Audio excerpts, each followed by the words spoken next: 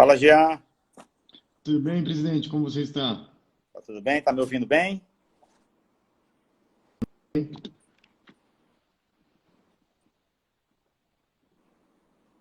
Deu uma falhadazinha agora no teu vídeo. Deixa eu só Não fazer sei o se, seguinte, deixa eu se... só...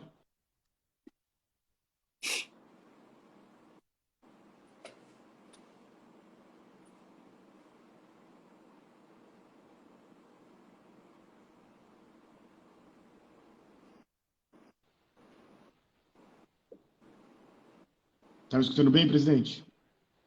Tô. E você, tá me escutando bem? Estou te escutando bem. Boa noite, obrigado pelo Ótimo. convite, viu? Eu que agradeço, rapaz. Daqui 2 minutinhos só o pessoal ir entrando aí, Claro, mas eu claro. que agradeço. E você sabe que, rapaz, quando saiu aí a nossa artezinha sobre a nossa live de hoje, né? Aí Hum. alguns presidentes regionais me ligaram para saber como é que eu consegui lhe trazer aqui com a live. Eu digo, rapaz, é porque eu sou bem relacionado, tenho meus bons contatos. O pessoal ficou com inveja, viu? É uma honra, um prazer, poxa. Você mora Você onde? já... Eu moro aqui em São Paulo, né? Já fui até um evento de vocês, né, não sei se era do Conselho Regional ou se era do Nacional, mas que foi aí em Fortaleza, né? Não, foi o Apuã, né? Isso. Foi nosso aqui do Regional. Foi muito E legal aquele vocês, evento. vocês estão bem de saúde, todos? Graças a Deus, eu já passei pela minha. Já te peguei, né? A coronavírus, a Covid, já estou contando a história. Estou na fase de transferir as experiências adquiridas, né? Poxa vida, mas Mas chegou, não sentiu nada. não, eu cheguei ao hospital, mas foi moderado. Não tive internação em UTI, não, mas fiquei em apartamento uma semana, me tratando, né? Os primeiros dias foram bem duros, mas reagi bem à medicação e com 6 dias eu estava em casa já com alta, e depois foi só fazer o resto do tratamento em casa, em umas consultas e medicações, mas graças a Deus. Mas não dá para brincar, não, loteria. Que Né? bom, poxa, que bom que passou. Bom, vamos iniciar a nossa live, então, agora de forma mais oficial, né?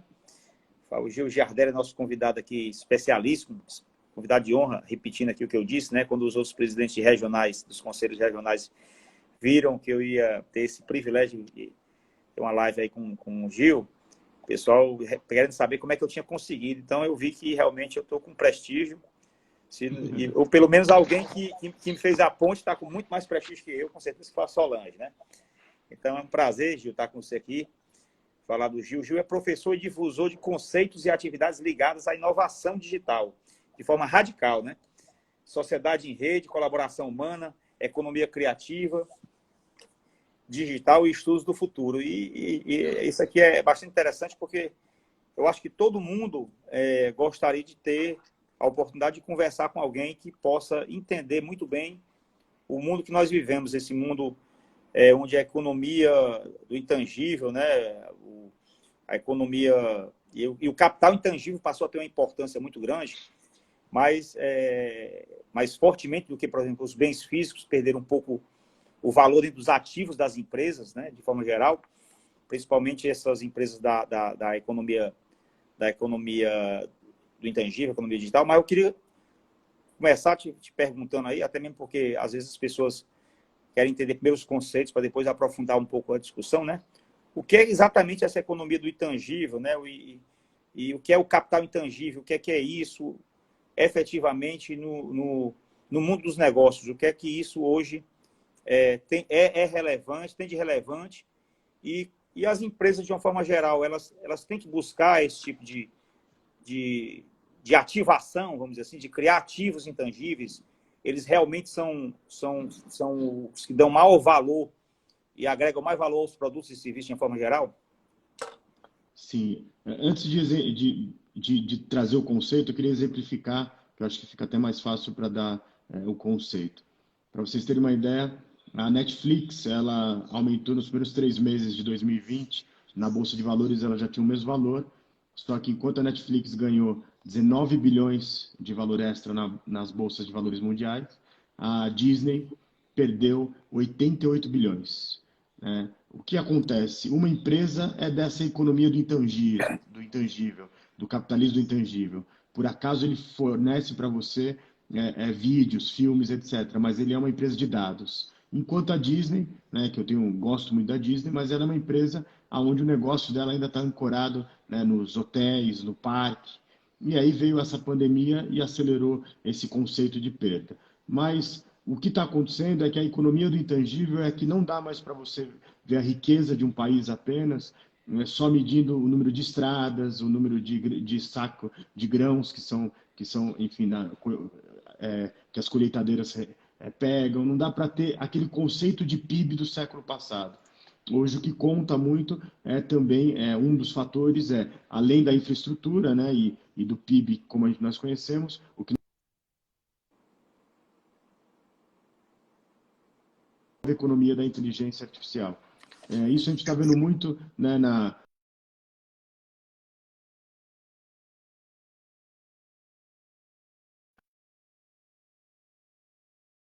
de contabilidade. Eles vão ter que a cada dia serem mais conselheiros, mais consultores, porque você está vindo aí com ferramentas que realmente são ferramentas que estão vivendo essa nova era enfim, de ajudar a ficar mais simples. Então, o que vai contar é a inteligência e como nós estamos aplicando ela. Então, a economia do intangível são essas empresas que, de repente, valem bilhões na Bolsa de Valores, e uma Netflix tem uma equipe muito pequena, não tem nenhum parque, e valendo tanto valor nisso.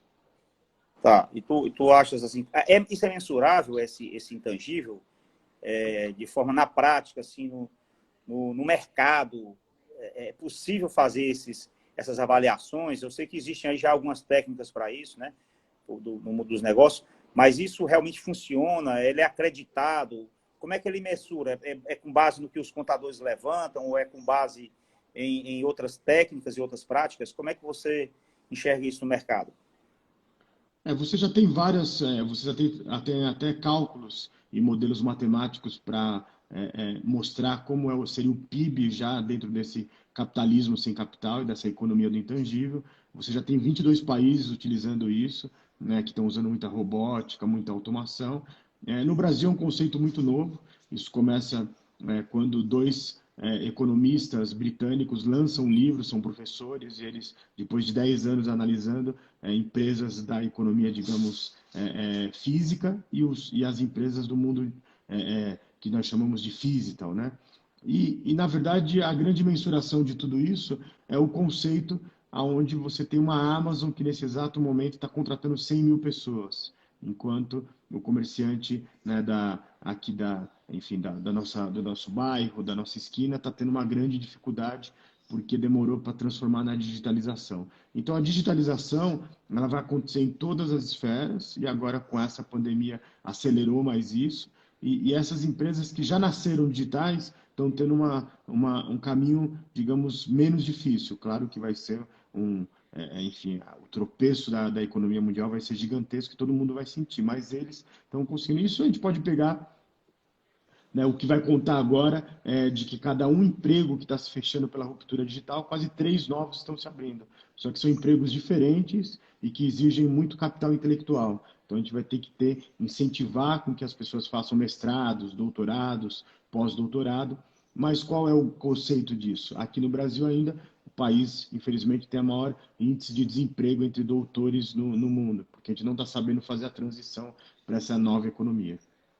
Imaginemos aqui que uma empresa do porte da Netflix ou da Google, da Amazon, venha se instalar aqui no Brasil, eu colocar a operação maior no Brasil. Eu sei que não precisam estar em determinado local, mas nós teríamos capital intelectual suficiente para atender essas empresas. Nós temos mão de obra qualificada.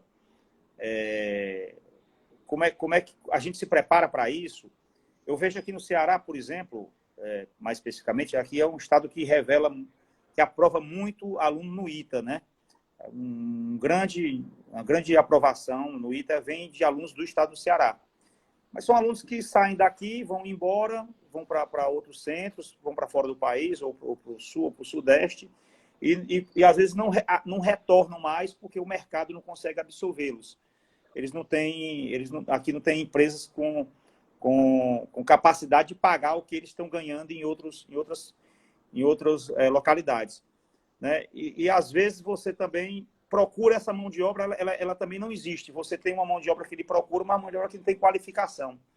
Quer dizer, você, ao mesmo tempo, precisa ter uma política qualquer aí que consiga inserir esse pessoal no mercado digital, que é um mercado, como você colocou, que vai gerar muitos empregos, mas só vai dar oportunidade para quem tem essas qualificações. Ao mesmo tempo, as empresas aqui de tecnologia, elas dizem assim, olha, nós temos os empregos a oferecer, mas cadê as pessoas qualificadas? Então, você cria aí uma trava desse desenvolvimento aí das empresas, de uma forma geral, dessa área do ramo digital, do ramo da tecnologia e da informação.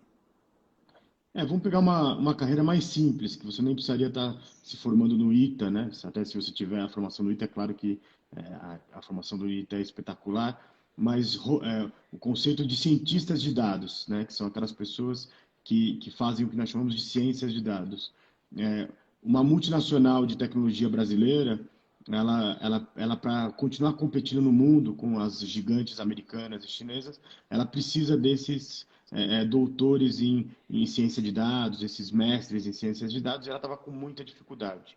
Até que ela foi no ITA, pegou um profissional, na verdade ele estava naquele momento se dedicando a seu pós-doutorado, e fez uma proposta para ele, para que ele continuasse fazendo pós-doutorado durante 3 dias na semana, e os outros 2 dias prestasse uma consultoria para essa empresa multinacional de tecnologia brasileira. Isso daí é um fenômeno, né, de que está faltando mão de obra realmente. No Brasil, a gente acredita que temos 60 mil vagas para cientistas de dados. No mundo se fala em mais de 4 milhões de vagas. Então, quer dizer, eu estive lá em Stanford e conheci um profissional de alta patente de inteligência artificial, e ele era aí do Ceará, e ele se formou no ITA. E assim, disse para ele, você pretende um dia voltar para o Brasil? Ele falou assim, não, só quero ir para visitar meus pais, minha família, mas agora minha vida é aqui. Então, você tem esses talentos que se tornam globais. E isso está sendo aqui no Brasil, no mundo inteiro. A gente precisa criar políticas não só regionais, políticas,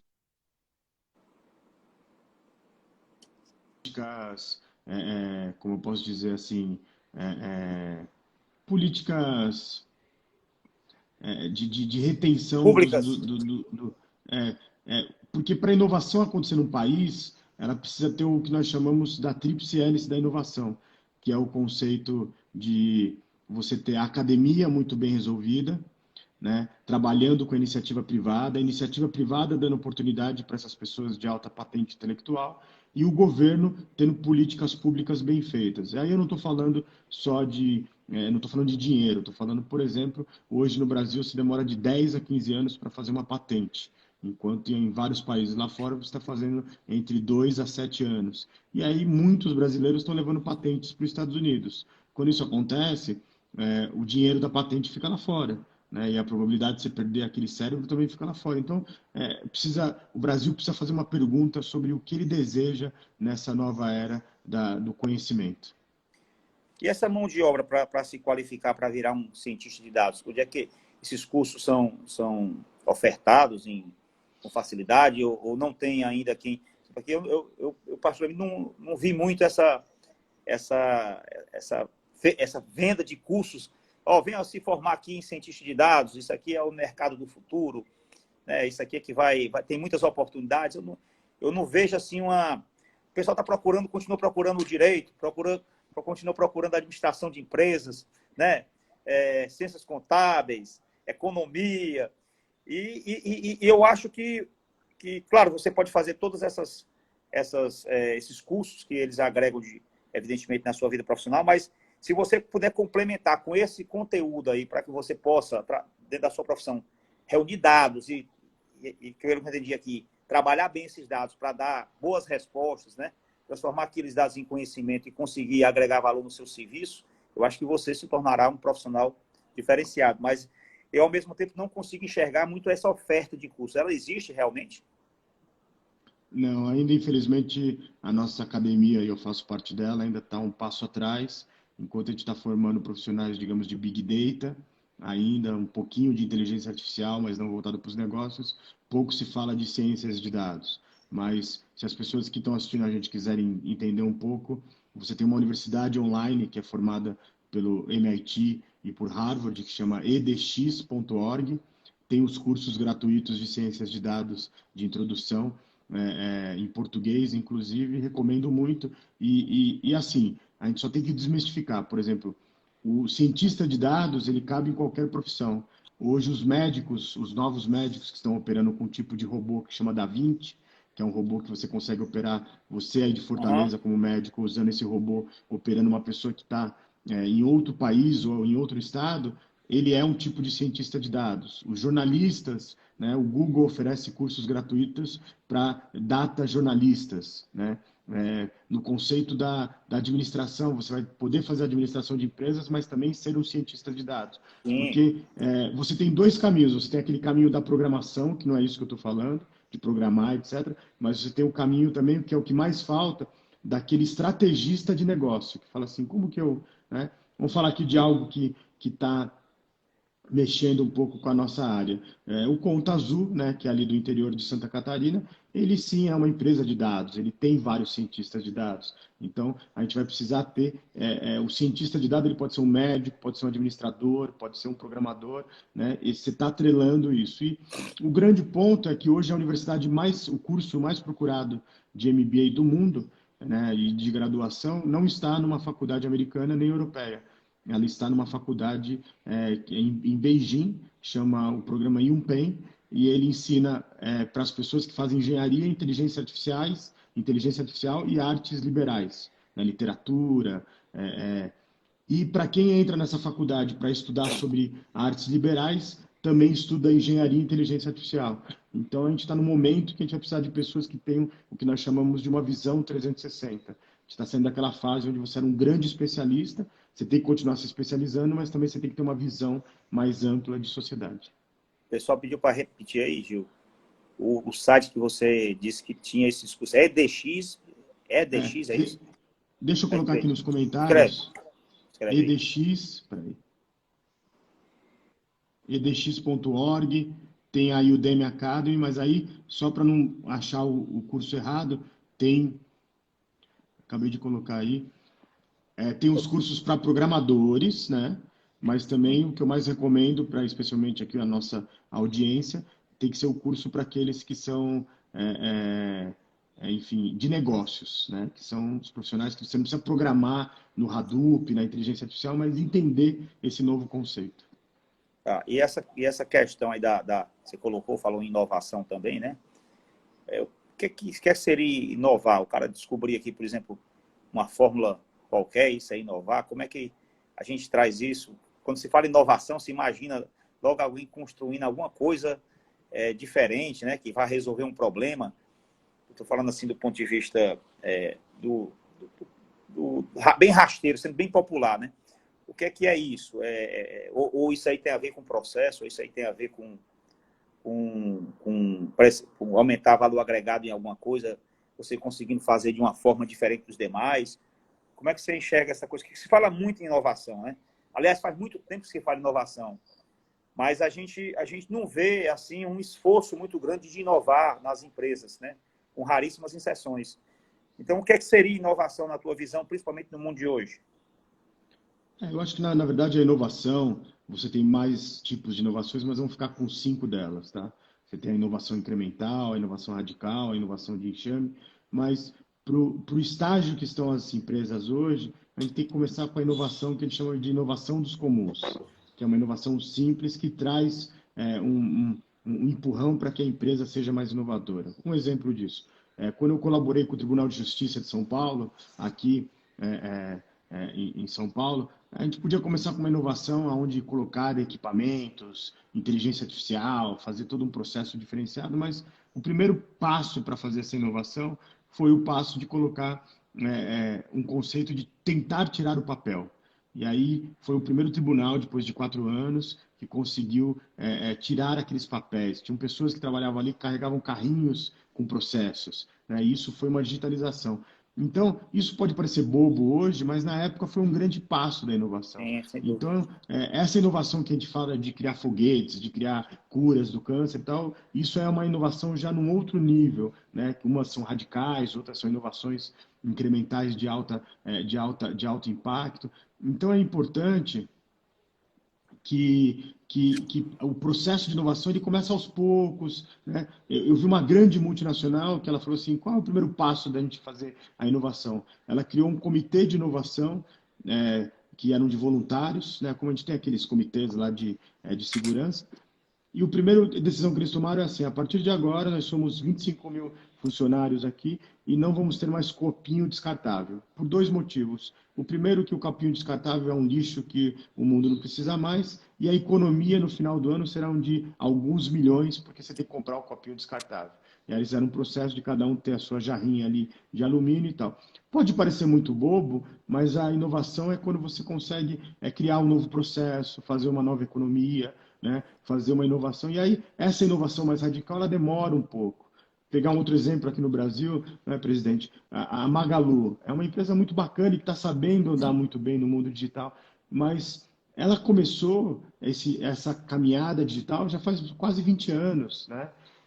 Ela foi experimentando, então não adianta uma loja agora falar assim, quero ser igual a Magalu, isso não existe, porque foi um processo, né, de 20 anos ali experimentando digital, foi a primeira loja a sair para esse mundo digital. Então, assim, vamos começar um pouquinho, um passo de cada vez, isso já é importante. E aí, independente de quem está assistindo ou não, se você é uma empresa de 4 funcionários, de 5 funcionários, pare uma vez a cada 15 dias, uma hora, para discutir o que está vindo aí novo, o que está vindo da inovação, porque a maioria das pessoas está assim, se fala muito da inovação, mas enquanto eu não entender, eu quero ficar, enfim, eu vou fazendo aqui, o mundo é assim, sempre será. Então é importante debater, né? Eu fui aqui, essa coisa da inovação, tem também suas barreiras no mercado, né? Eu fui aqui presidente de uma entidade chamada Centro Industrial do Ceará. É uma entidade irmã da Federação das Indústrias. Então, eu, embora não fosse industrial, essa entidade, ela reunia industriais e profissionais liberais e ela permitia que alguém que não fosse industrial fosse presidente. Eu fui presidente, né? E na época existia uma tentativa de aproximar a academia, né, da indústria, né, para trazer essa cultura da inovação. Só que eu via que esses discursos de ambos os lados eles não se tornavam muito verdadeiros. Ao mesmo tempo, a indústria estava muito preocupada com toca-toca, a operação, como você falou, ninguém parava mesmo, ninguém tinha uma equipe dentro, não tinha uma área que tratasse de inovação dentro da indústria, na maior parte delas, ou quase que 100%. Ao mesmo tempo, na academia, eles estavam muito preocupados em ficar fazendo teses, dissertações, não sei o quê, não sei o quê. E aquilo ali, tudo que eles produziam só ficava nas prateleiras, nunca se tornava, nunca agregava aquilo ao mercado. Quer dizer, ao mesmo tempo tinha um esforço enorme da academia para produzir algo que não ia servir de forma assim muito prática para a sociedade, e a própria indústria também falava muito disso, mas ao mesmo tempo ela se trancava ali nos muros dela e se achava que ela era perfeita, né? Até que alguém aparecesse lá na frente e atropelasse, como aconteceu com a indústria, por exemplo, quem tinha aqui na época, eu sou da época que se batia foto, né? A gente tirava fotografia e revelava, até um dia que esse mercado desapareceu aqui no estado. Então, você tem essa percepção que há um distanciamento muito grande da academia da iniciativa privada? Muito grande. Primeiro porque, na verdade, hoje você tem um estímulo, especialmente para os acadêmicos que estão em universidades públicas, de não se arriscarem a ajudar a iniciativa privada. E mais do que isso, né, se a pessoa for uma bolsista da CAPES, ela não pode colaborar com a iniciativa privada. Eu acho isso um grande equívoco, porque a educação de alto impacto, ela não deve ser apenas, ela não pode ser utilitária apenas, mas ela também, em alguns momentos, ela tem que ajudar, e ela nasce, né, na Universidade de Bolonha para ajudar, né, a indústria, o comércio, os serviços, e aqui se criou um conceito que não podemos generalizar, mas infelizmente virou moda falar mal do capitalismo, virou moda falar mal do empresariado, virou moda falar mal do lucro, né? Eu acho que o capitalismo precisa fazer seus ajustes, sim, né? Mas ele é o melhor, por enquanto, sistema humano que nós temos, com seus erros, mas se a gente, enfim, está trazendo milhões de pessoas, por exemplo, na China, 600 milhões de pessoas que saíram da linha da pobreza, da miséria absoluta, para serem classe média. Então, isso é uma mudança. Tem que melhorar? Tem, mas...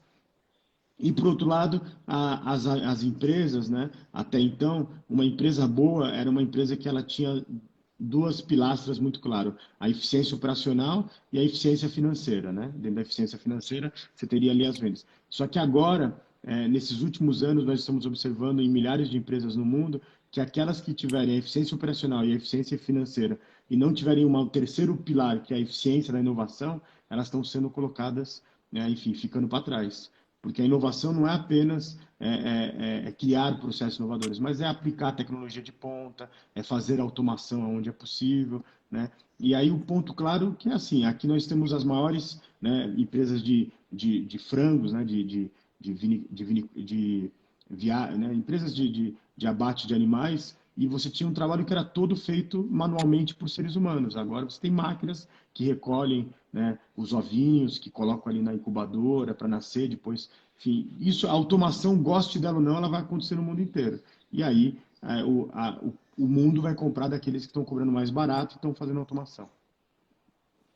Verdade. E os pequenos e médios negócios que têm mais dificuldade realmente de ter essa capacidade de inovar. Você dá algum conselho como é que poderia essas empresas, de forma geral, conseguirem, né, ter esse compromisso com a inovação, ou fazer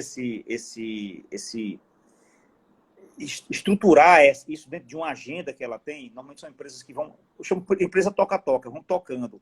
Às vezes são empresas que o dono já faz várias funções, né? Tem poucos colaboradores, mas elas precisam inovar sempre. E às vezes, quando fazem isso, elas têm uma curva de crescimento absurda. Né? Tem empresas, inclusive, mundiais hoje que nasceram numa garagem, né? Como se viu aí no passado recente. Então, como é que essas pequenas e médias empresas, que a grande maioria, 98% da economia, são pequenas e médias empresas, né? Como é que essas empresas podem realmente buscar essa sustentabilidade, ou seja, matar o leão a cada dia, né? Buscando a sua própria sobrevivência, e estar preocupado com inovação, conseguir se colocar na sua agenda?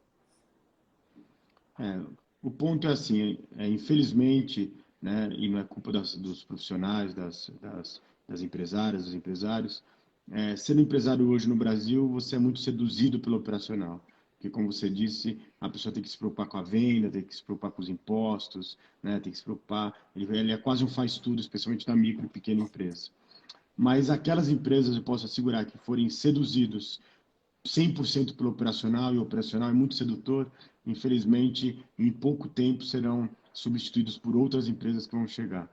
Então é importante você fazer a mão na massa, colocar a mão na massa, mas é importante também você separar pelo menos 5% do seu tempo que você se dedica à empresa, no mínimo, né? 10% eu acho que já seria razoável, para também todo dia ou toda semana ressignificar seu trabalho no sentido assim, esse tipo de negócio que eu estou fazendo hoje, né? Tirar fotos e revelar, como vai ser no futuro, né? O estudar é muito importante, o se dedicar 10% do seu tempo a fazer um comitê, mesmo que você seja uma empresa pequenininha, né? Digamos de uma pessoa só, convide duas pessoas bacanas, que o mundo está nesse momento de todo mundo se ajudar, para fazer parte do seu conselho, né? Não é só grandes empresas que precisam ter conselho, todas podem ter, né? Pode ser um amigo seu de outra área, né? E aí você vai falar assim, olha, eu sou uma empresa minúscula, mas me ajuda com conselho. Se você tem uma empresa, digamos, de serviço, traz um amigo médico para te ajudar, traz um engenheiro, né? Faz um encontro uma vez por mês e ali, né, oferece uma boa, enfim, uma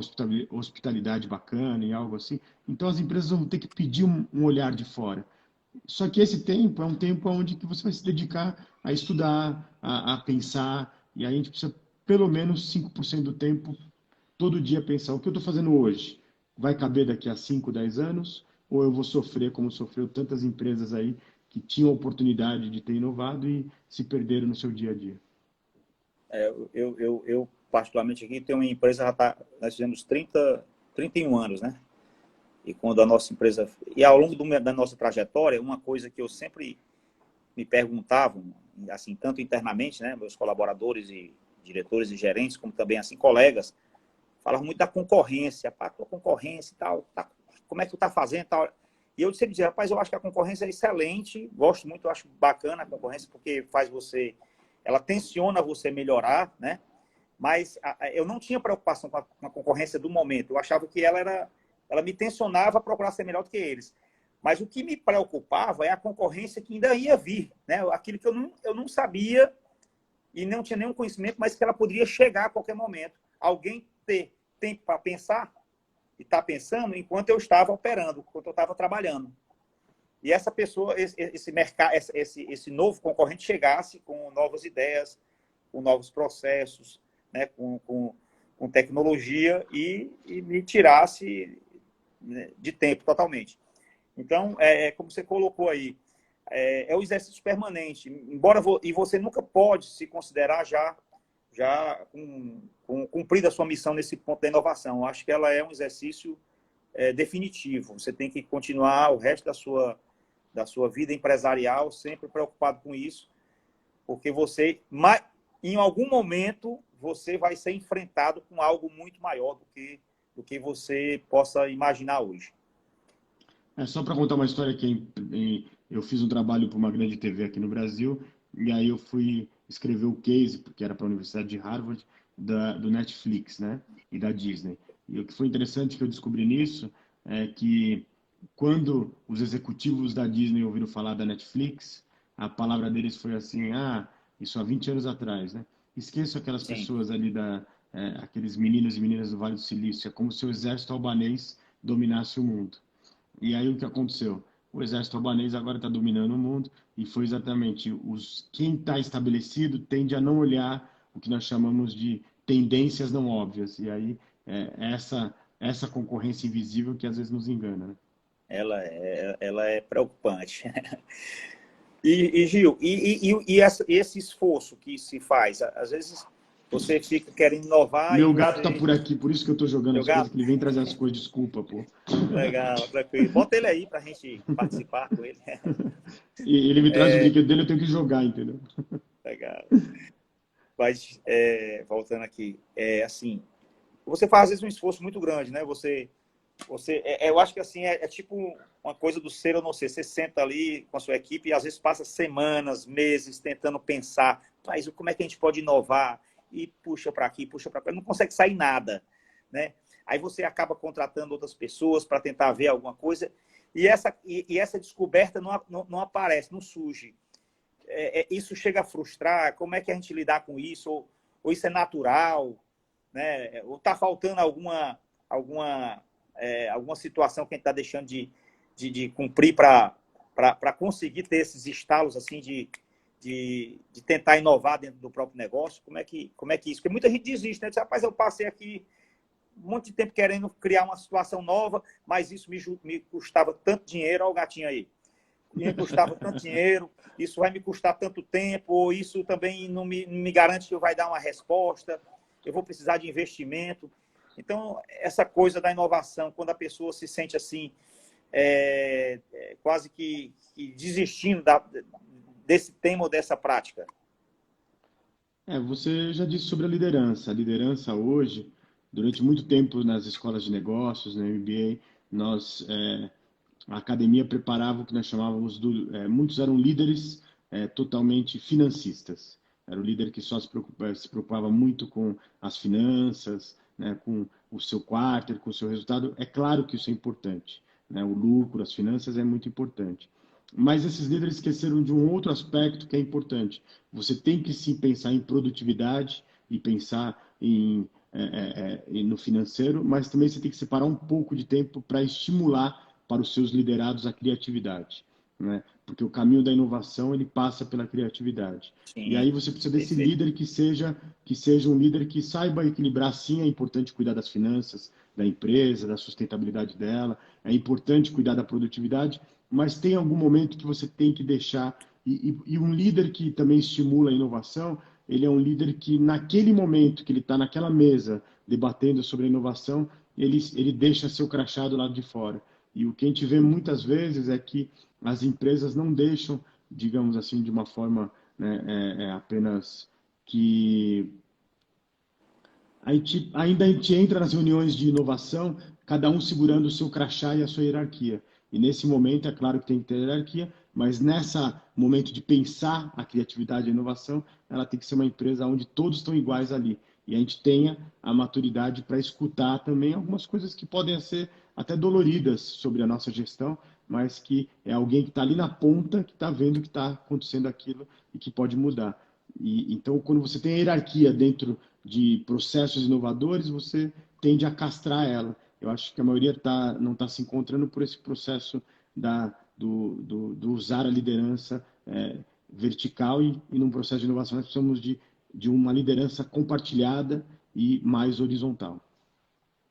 É interessante. E esse papel da liderança aí também de ter a, a sensibilidade de encontrar dentro da empresa aqueles mais vocacionados para essa coisa da inovação, né?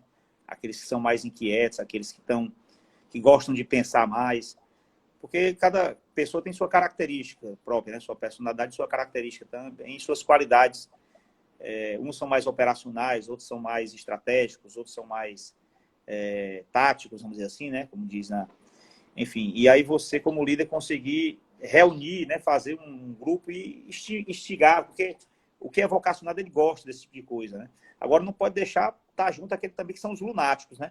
Aqueles que acham que vão fazer uma revolução industrial e tecnológica ali dentro. Tem que ter o pessoal que tem essa vocação, mas que tenha o pé no chão para saber o tamanho do objetivo que a empresa busca em termos de inovação. É do debate de ideias que nasce a inovação. E a questão é que muitas vezes nós contratamos os diferentes, mas nós só promovemos os iguais. E aí, como líder, nós temos a obrigação de não ter os lunáticos, mas também de trazer ideias opostas que nós temos, às vezes, que a gente até fala, puxa, isso é uma grande bobeira, mas é importante trazer essa ideia oposta para conversar na mesa, porque são de ideias assim que a gente vai sair com uma terceira ideia melhor.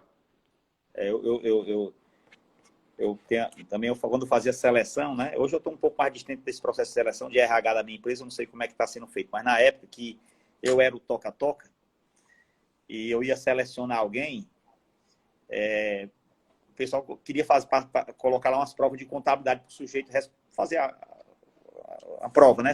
Medir ali, esse aqui tirou 8 na prova de contabilidade, aquele ali tirou 7, esse tirou 9, vamos contratar o cara que tirou 9. Aí você às vezes contratava o cara que tirou 9, ele era ele tinha bom conhecimento de contabilidade, mas ele não tinha as habilidades necessárias para a empresa das quais a gente queria que ele tivesse, né? Porque a contabilidade nós vamos ensinar. Quem for trabalhar com a gente, que vier, vamos aprender lá, porque é nosso métier, nós vamos ensinar. Aí eu disse, não, vamos fazer isso não, porque a gente traz pessoas aqui que às vezes tem um conteúdo de contabilidade, mas não tem outras ferramentas. Eu disse, vamos fazer 3 provas. Aí eu dizia, vamos fazer uma prova de matemática, saber se o sujeito faz as operações, sabe, básicas, não sei o quê. Fazer uma prova de interpretação, se ele lê alguma coisa, ele consegue interpretar o que está lendo, que é importante, porque muita gente tem dificuldade de interpretar as coisas, né?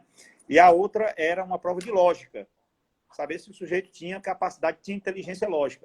E aí nós começamos a selecionar com esse perfil e esquecemos a prova de contabilidade, e começou a dar certo. Porque aí a área contábil, eu disse, não precisa, ele pode chegar aqui sem saber de nada, porque aí pode ser a faculdade que não está ensinando bem, ou realmente ele não é aquele cara que gosta, muito comprometido com as aulas, né? Porque tem muita gente boa que está no fundo da sala, que não está muito preocupado com aqueles conteúdos, né? Ele às vezes um self-made man, vamos dizer assim, né? Ele consegue, na hora que ele quer, ele consegue recuperar, ele consegue passar na frente dos outros, né? E essas pessoas aí que eu acho que são as importantes, são as mais talentosas, né? Então, essa foi uma técnica que nós usamos na época, não sei se ainda funcionaria hoje, não sei como é que está a nossa RH. Mas, assim, eu acho que a gente tem que sair um pouco da caixa na hora de selecionar um profissional. E tem muita gente também que quer por exemplo, empresa de contabilidade, como é a gente, você imagina o quê? Não, lá tem só contador, todo mundo lá é contador. E aí a gente fica dentro daquela caixa do contador e não consegue, às vezes, ter a visão multidisciplinar, né? Ou a opinião diferente, alguém que está vendo diferente, vê por outro ângulo, e a gente procurar realmente trazer para dentro das nossas empresas contábeis profissionais de outras áreas e dando a eles, inclusive, cargos de liderança, porque senão ele vai ficar submisso, né, aos profissionais contadores e não vai conseguir colocar um pouco a cabeça de forma e dar um pouco da sua impressão, da sua experiência, ou da seu direcionamento para muita coisa que acontece numa empresa hoje, que precisa realmente da inovação e da tecnologia. O que é que você acha desse meu desabafo aqui? Eu acho que você está corretíssimo. A sabedoria, né, dos negócios nos traz que a gente precisa também criar novas gerações de negócios, né? As faculdades hoje não estão tão boas, os alunos não chegam tão preparados no nosso mercado de trabalho. Acho que um ponto importante que você disse, eu era da turma do fundão na época do colégio, então sei muito o que você está falando. E aí tive pessoas na vida que me ajudaram muito no trabalho, chefes bacanas. Eu acho que isso também é um legado de nós, né, que temos empresa, de poder também ensinar uma nova função, porque só a faculdade não basta hoje. E a gente vai ter que... E essa nova geração, ela é muito, digamos, imediatista. Ela quer logo ser presidente da empresa, né? Então, a gente tem que também explicar que tudo tem seu tempo, que o tempo pode estar mais acelerado, mas vai ter que esperar um pouquinho, né? É verdade. Não, a faculdade hoje, os cursos de contabilidade que a gente tem aqui, as grades são ultrapassadas, as grades curriculares, né? As disciplinas, e não tem nada ali de inovação, de tecnologia, de robótica, por exemplo, né? Então, temas hoje muito atuais. Você tem que saber, pelo menos, se você não for um especialista disso, você tem que saber, tem que ter um nível de conhecimento para você buscar os meios de agregar mais conhecimento sobre isso. Eu acho que não precisa saber programar, mas precisa entender o que tem disponível por aí, para até planejar a sua empresa. Poder dialogar, poder entender o que é que você precisa da robótica. Não, eu conheci e acho que eu posso usar um pouco do instrumento da robótica aqui. Eu posso ajudar. Agora, se você não tem conhecimento nenhum, é como a estatística, né? Na época que eu fiz faculdade, também foi em 84, eu comecei, terminei em 86. Eu comecei novo, viu, Gil? Então, não faça as contas, não. E naquela época tinha algumas disciplinas, como estatística, né? Por exemplo, e aquela era uma cadeira que ninguém tinha a menor preocupação com aquilo ali, porque mas se eu tivesse tido a capacidade de entender que eu poderia usar a estatística na minha vida empresarial, prestando serviço, podia fazer análises estatísticas, gráficos, né? E estabelecer perspectivas através da estatística para um negócio de alguém. Olha, é melhor você fazer simulação de planilhas usando a estatística, você teria agregado muito mais a minha carreira profissional e talvez eu tivesse ocupado até um espaço do mercado que ninguém estava ocupando. Mas a gente fica muito bitolado, vamos dizer assim, muito voltado para repetir, né, o que o mercado faz. Eu acho que isso atrapalha um pouco a inovação. Você acaba replicando as práticas dos demais, né? E isso é natural nas empresas. Ninguém quebra os paradigmas. Né? Eu acho que isso é importante. Quando nós fizemos 30 anos agora, eu sempre fui assim meio lunático, né? Vamos dizer assim, no campo empresarial. E eu disse assim, olha, nós fizemos 30 anos da empresa, então nós vamos agora encerrar essa empresa que nos trouxe até aqui e vamos ter que fundar uma nova. Eu estava preocupado com essa questão da robótica. Isso aí, para mim, é coisa muito difícil, né? Pela minha geração, sou da geração que na época não tinha nem celular, não tinha internet. Eu disse, olha, nós temos que nos refundar enquanto empresa, começar uma nova empresa para concorrer com quem vem aí daqui a pouco, que a gente não sabe o que é. Vamos nos preparar para isso. Ou seja, nós vamos ter que ficar agora um pouco cismados com o mundo que vai chegar, para a gente conseguir se sobreviver por mais, não é 30 anos, não, porque vai ser difícil, não, tem pelo menos pelos próximos 3. Porque daqui a 3 anos, talvez a gente tenha que matar essa nova empresa novo que a gente está refundando agora, para começar uma outra. Então, acho que esse processo de você repensar de você se sentir ameaçado, isso é importante para você conseguir sobreviver. Aquele negócio um animal está lhe perseguindo ali, a onça está perseguindo, sei lá, o cabrito ali, e você é o cabrito, você tem que escapar dali daquela onça de qualquer jeito. Ela vai estar sempre em algum lugar te esperando. Então, acho que isso é que move, né, as empresas de uma forma geral. E a gente vê, assim, às vezes, muitos colegas que não conseguem, entrando um pouco agora no empresariado, não conseguem, às vezes, sair desse conforto, né, de achar que as coisas vão sempre estar do jeito que estão, né, que o mundo não muda, que o mundo não se transforma. E nós estamos passando por um momento de transformação absurdo demais, ao ponto de eu chegar e não saber dar uma orientação para o meu filho, que talvez eu queira dar dentro dos meus princípios e conceitos, e eu não sei se eles são adequados para o mundo que vai estar aí, ou se é melhor eu deixar ele voar com os conceitos e princípios que ele tem, claro que sejam princípios e conceitos de gestão e não conceitos e princípios, né, de caráter, que eu estou falando, mas princípios de gestão. Claro. Talvez eles estejam vendo até mais do que eu, ou estejam mais adaptados ao novo mundo do que eu.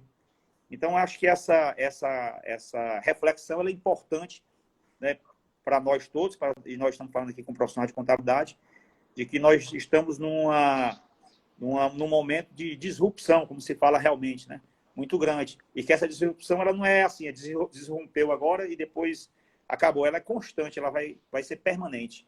Essa, pelo menos, é a minha leitura. Isso, ao mesmo tempo, me assusta, mas, ao mesmo tempo, me motiva, né? Tanto é que eu estou doido para encontrar... Eu estou agora numa missão que não me permite, mas daqui a 2 anos estou liberado, mas eu já estou querendo, daqui a pouco, estar fazendo esse curso de cientista de dados. Eu preciso ser inserido nesse mercado aqui, logo, para poder eu continuar sendo importante, porque, infelizmente, quem não é importante, né,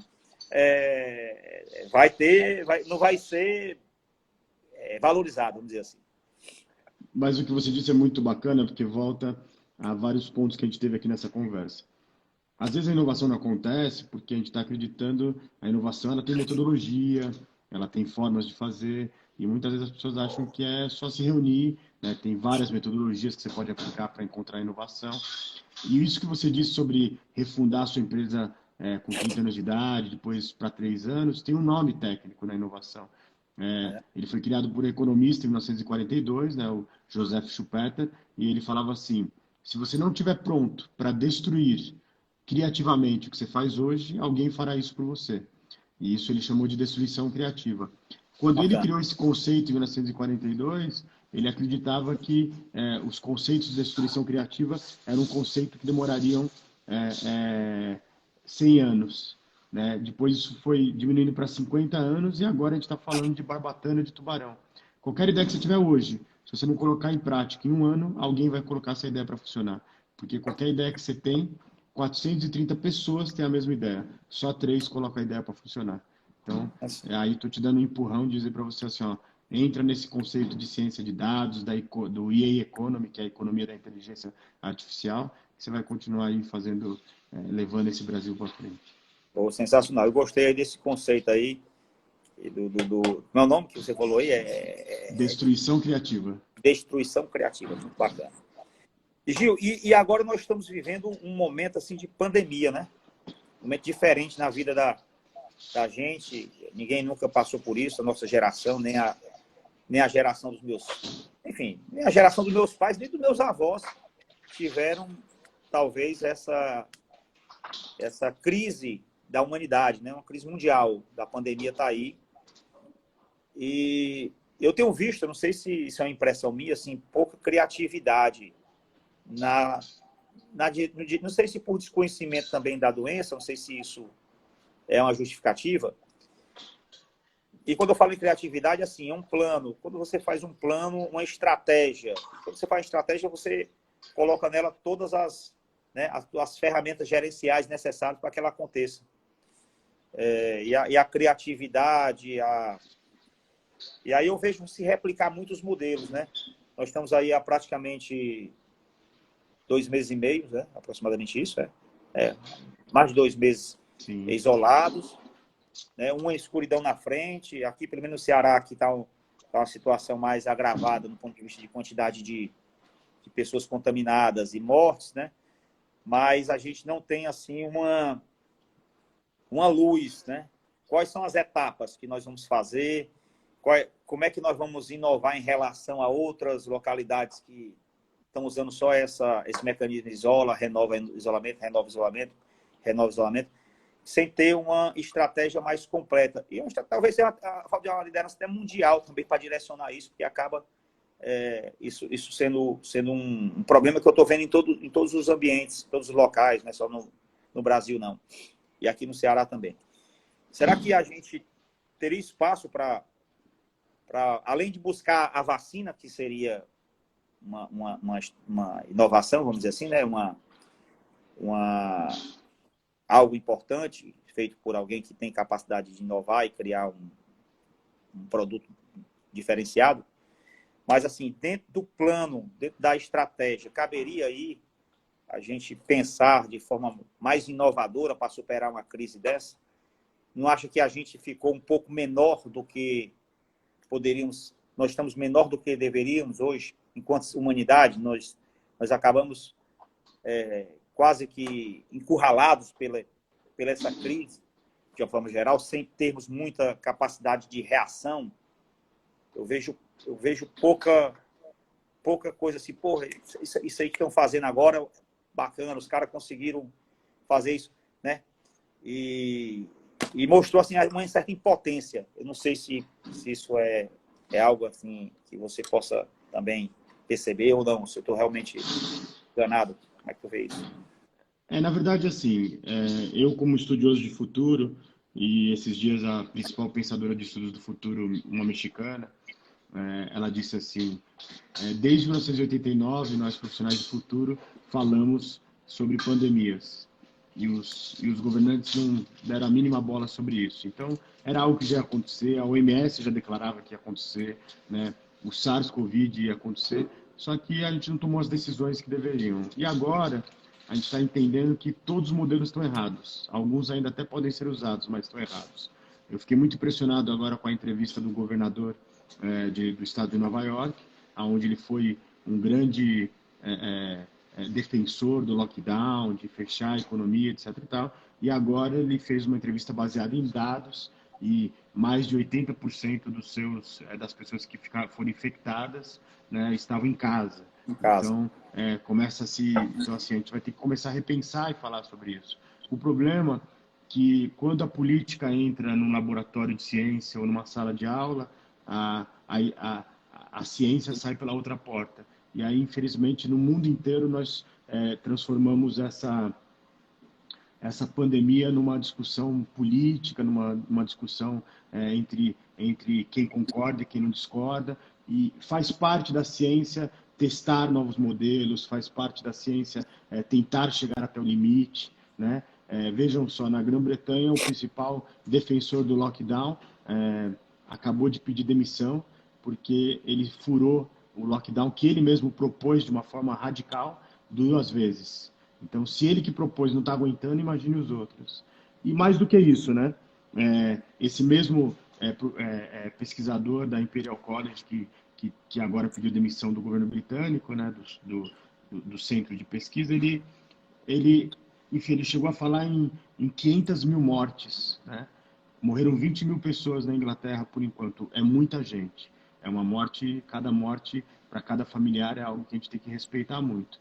Mas errou-se em 480 mil. É um número, é como se você fosse... E aí eu não vejo ninguém no meu estado aqui falando assim, olha, pessoal, nós erramos nos números, mas, enfim, a gente vai ter que continuar, vamos se esforçar, tudo muito novo para a gente. Ninguém pede desculpa, ninguém... tudo assim, vamos fechar mais, vamos... E aí está acontecendo uma mortandade das empresas, né? Eu sei que não se compara a perda de uma vida humana com a perda de um CNPJ, mas não dá para só falar de uma coisa, vai ter que falar dos dois. E, infelizmente, a gente politizou muito isso, e aí eu gosto de olhar muito o trabalho do Laboratório de Ciência de Dados da Universidade de Singapura, e ele já estava dizendo sobre, em vários países ele está acertando a curva, e a nossa curva, eles já falavam lá atrás que ia chegar agora no que é o inverno aqui nosso no Sudeste, né?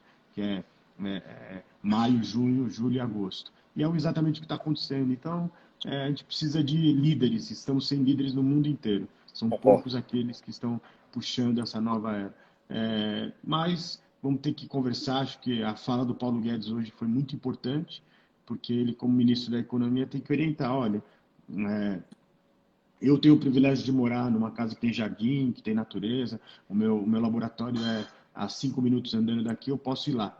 Mas no caminho, já de cada 3 imóveis comerciais de serviço, lanchonete, sapataria, etc., que você olha, uma já está com placa de aluga-se. Aquele negócio acabou.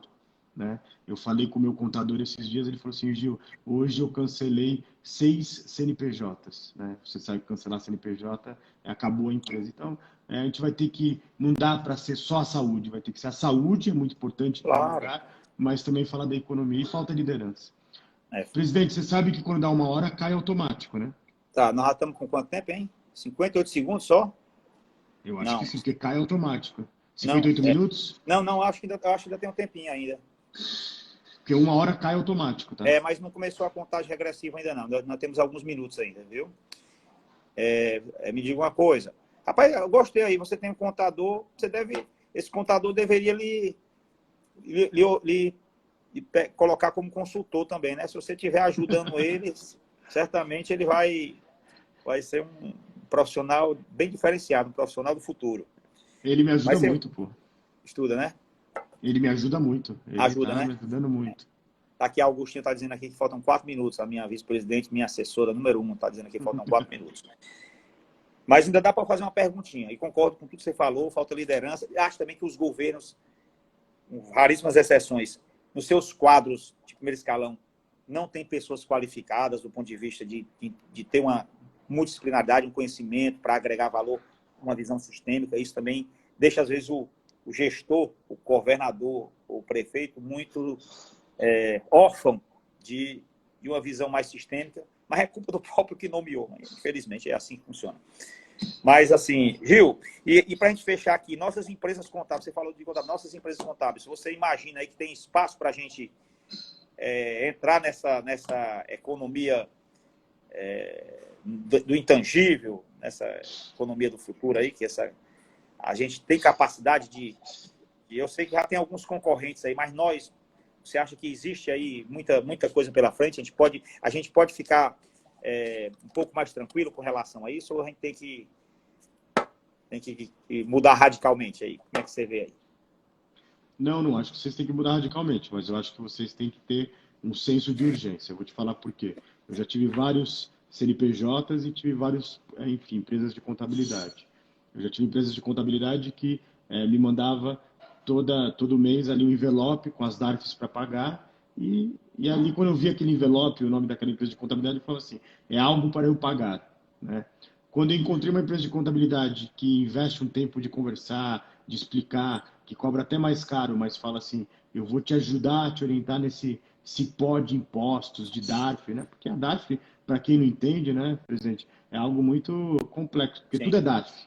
Aí paga DARF, aí você vai pagar DARF e tal, não sei o quê. Mas, só que eu como questionador sempre questionava, eu não tinha as respostas mais, assim, digamos, objetivas. E agora tem essa empresa de contabilidade que me explica, que investe, que cobra mais caro, mas assim, ele agregou o valor. Eu acho que vocês vão ter muita prosperidade, mas aqueles que só fazem imposto de renda, ou só mandam o envelope dos DARFs para pagar, ou no caso digital agora manda por e-mail, não vai mais caber. Vão ser aqueles que realmente te orientam nesse cipó maluco de impostos que é o Brasil, que é tantas nuances que a gente precisa muito de vocês para explicar o que a gente não entende. é verdade. Já ganhamos muito dinheiro fazendo essas operações, né, rotineiras. Vamos agora sair um pouco desse métier aí e entrar mais numa área de surpreender o cliente com inovações, com novidades, principalmente. Gil, está faltando 58 segundos, 57 agora. Primeiro, te agradecer, né? Tive o privilégio de estar tendo essa conversa contigo aqui. Foram poucos, pelo menos a nível de presidente regional, talvez eu tenha sido o único que conseguiu. Você vê como eu estou realmente bem prestigiado. Né? Parabéns aí também pela tua trajetória profissional. E em breve também, se Deus quiser, você vai estar aqui com a gente. Vamos mandar algum convite aí para você participar com a gente de algum fórum, de algum seminário, na hora que terminar esse esse momento aí de afastamento de todos. Fica com Deus aí, amigo. Saúde, viu? Foi uma honra. Fica com Deus, saúde, uma ótima recuperação, já está mais do que recuperado. E cuide aí da nossa fortaleza, do nosso Jericoacoara.